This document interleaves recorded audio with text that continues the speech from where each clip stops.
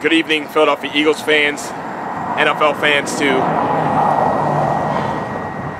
The beginning of our season here in Philadelphia to what will probably be the most memorable start to an NFL football season like ever.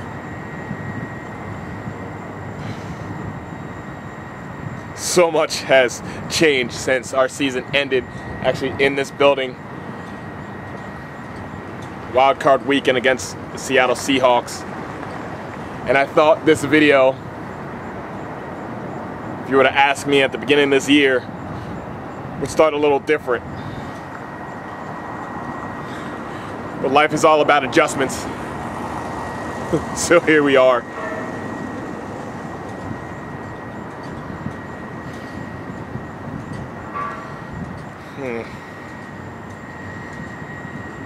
What I thought I'd be talking about was a lot about the players, and I will briefly, like what happened during our off season and how we're gonna like reload for another run and hopefully another Super Bowl title. Looking at offense, defense, and didn't do so much on special teams, but we'll see. But we added a lot of speed this draft, and it looked like we're really focusing on wide receiver because we lacked. I mean, we started depending on practice squad players that, congratulations, has made the team even this year, which means that they're not a fluke like Greg Ward, like Boston Scott, I know running back, but we went after some other wide receivers and get some other wide receivers healthy like Deshaun Jackson, Watkins, Hightower, Jalen Reagor.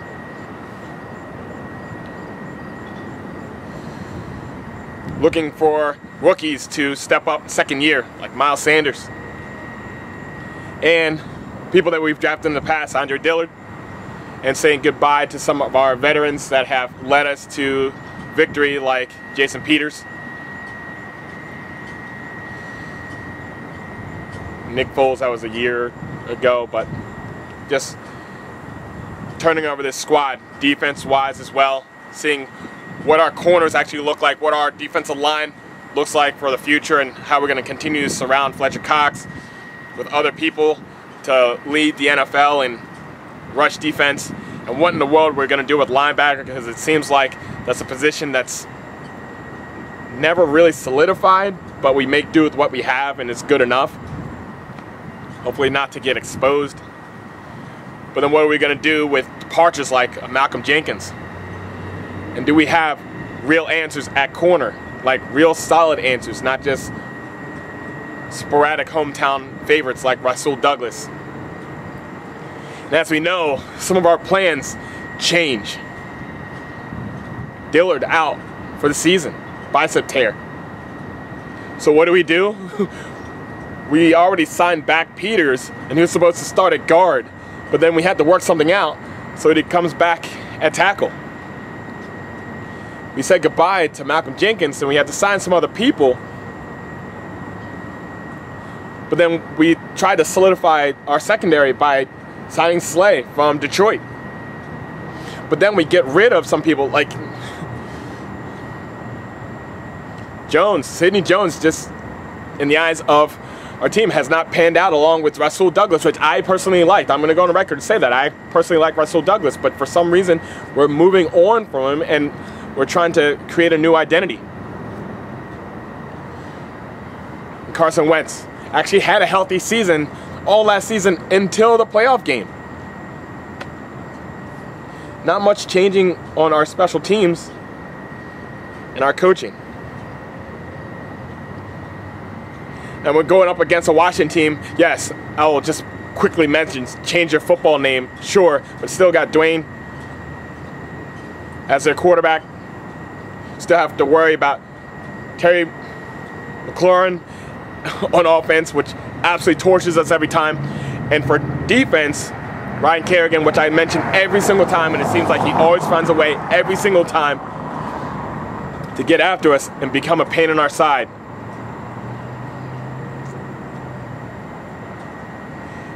But I was fighting myself, even thinking about, am I going to do the video or not, because of all the things that have transpired after our season ended, and as As we know, the pandemic took over our entire lives since March.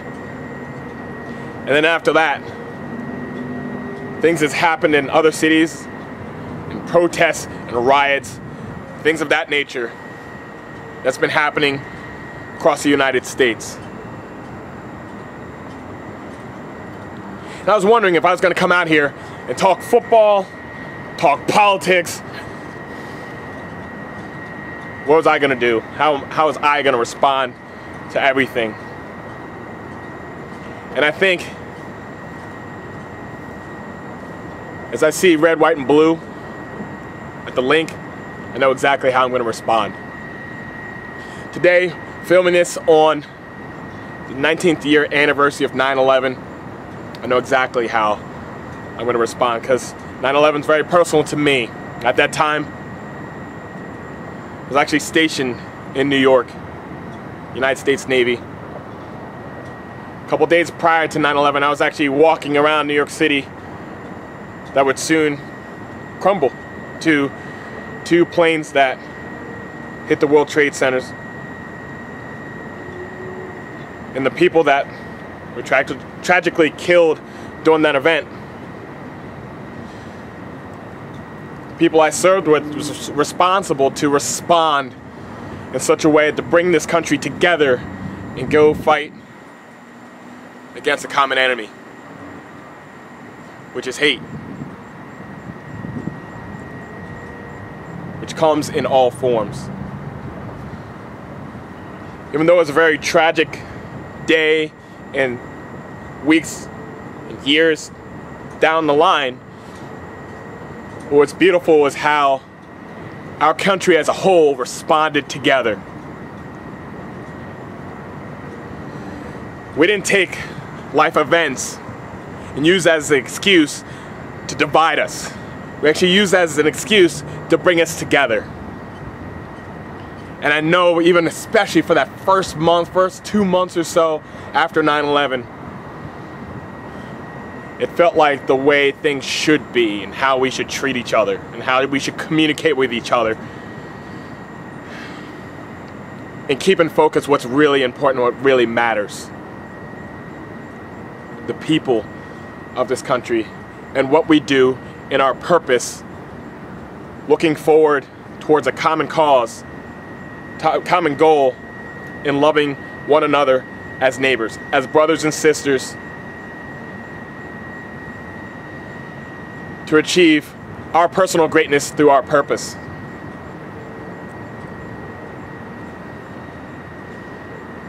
And that's my answer. Part of my purpose is even coming out here in the first place.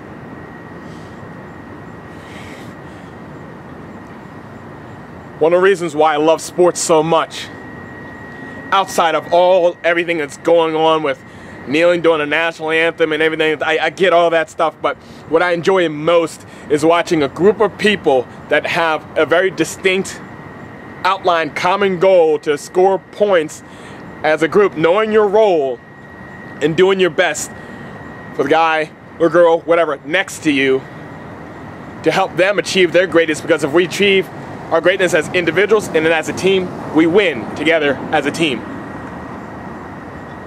and as a city, as a state, as a country, as a nation, and as a world. But it doesn't come with all the talking. It doesn't come with all the distractions. That's exactly what they are. They're distractions.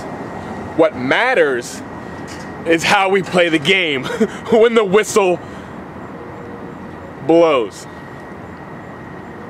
I completely understand what people are going to do during the national anthem and kneeling. Now, yes, I'm prior military. I know I stand like I did every single day. I was active duty in New York, in South Carolina, in Hawaii, in San Diego, in Washington, in Canada, in Alaska, in Japan, in Singapore, in Korea. Because it means something to me. And it means for me to stand up against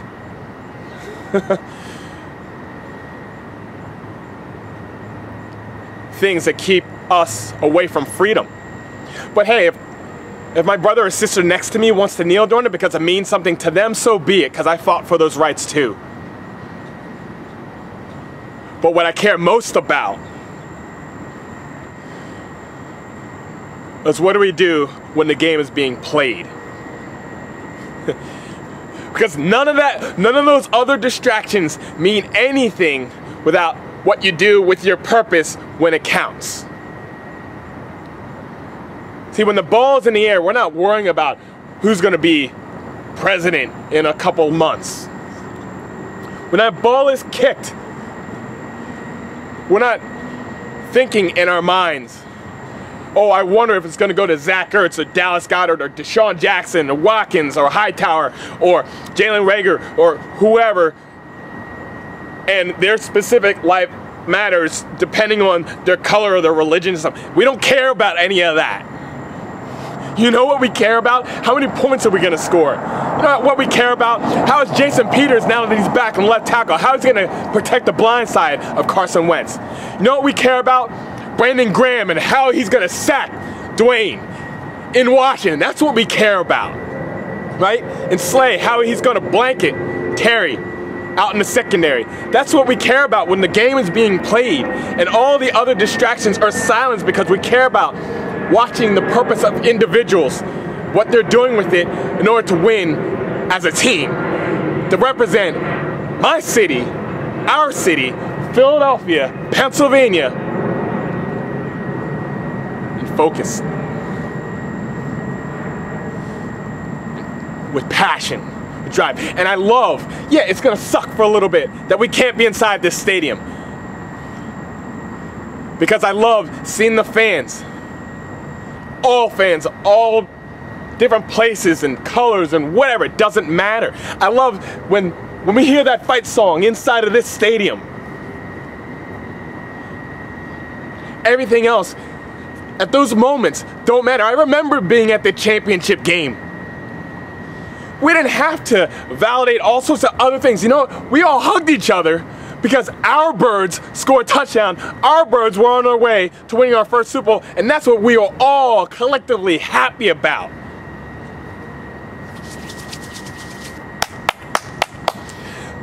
So before today, I was a little bummed, right? Because I didn't get to see any preseason football. I love watching football, and I love to see how people respond in preseason and in practice and all stuff like that, because it gives me a good reference on what I should start expecting to see during the regular season, and I can start a hype video that says, yeah, I saw this, and I can, but you know what? This year is a little different, and it's okay.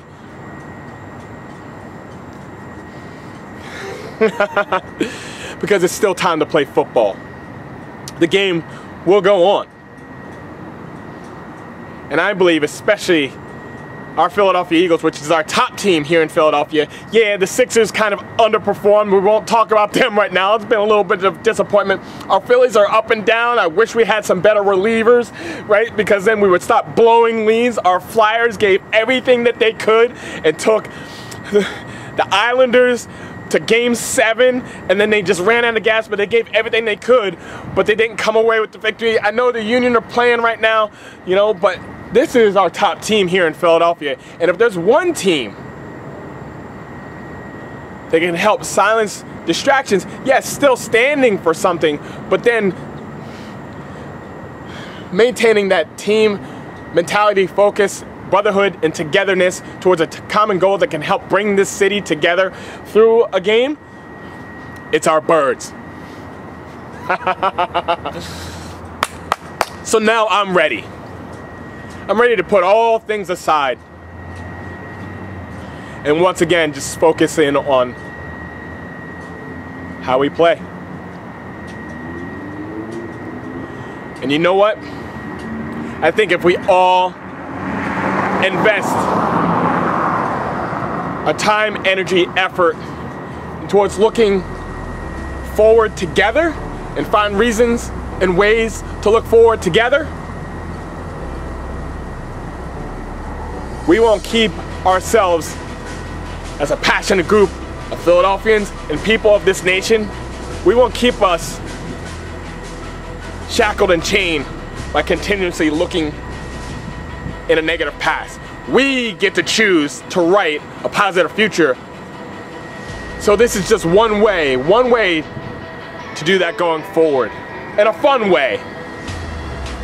While we watch our Philadelphia Eagles beat the crap out of the Washington football team.